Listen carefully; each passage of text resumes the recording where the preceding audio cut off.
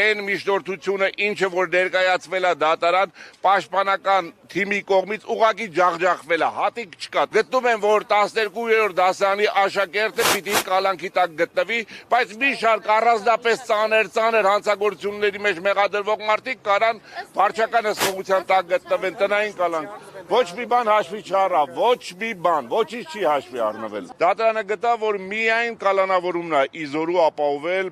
մեր պաշտպանյալի իրավաչափ վարքագիծը, որը ըստ ինձ աբսուրդ է ուղղակի։ Դավիթին այսօր զրկեցին դպրոցն ավարտելու, միջնակարգն ավարտելու հնարավորությունից։ 2 ամիս հետո վերջի զանգալնելու բոլորի համար Դավիթի համար չի լինելու։ Ում խղճին է մնացել սա։ Դավիթը ասեց իմ հետ ինչ է կատարվում, ուր են տանում, միակ հարցը, որ ինձ Դավիթը տվել է, ես դպրոցս ավարտելու հնարավորություն ունենալու եմ, թե ոչ,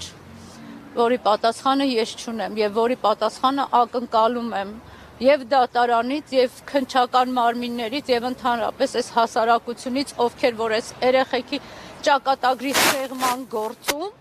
մեծ լումա ունեցան հասարակության որոշ ներկայացուցիչներից։